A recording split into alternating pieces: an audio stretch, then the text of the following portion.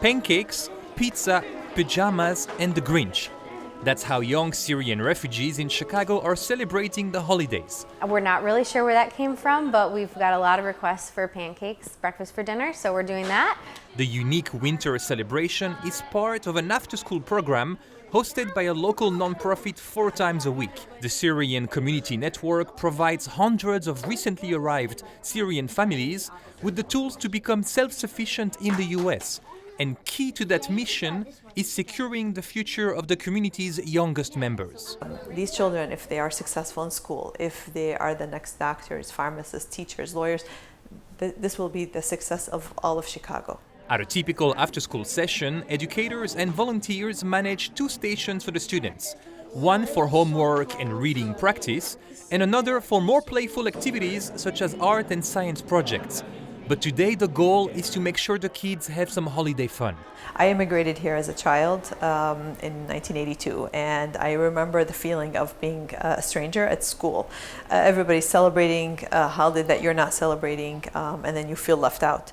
The students have all resettled in Chicago with their families within the last few years, fleeing Syria's ongoing civil war.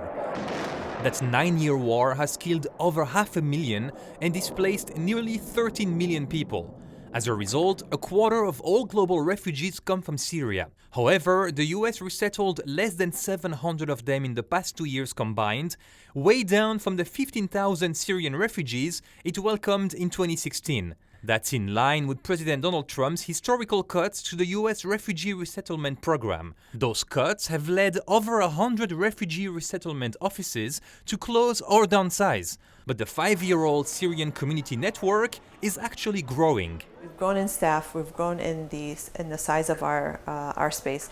The organization's founder and CEO says that's in part thanks to its mission to assist refugees beyond their first couple years in the US.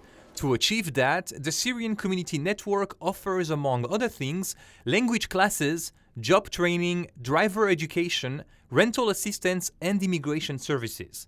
Another factor, she says, is public empathy for the plight of Syrians.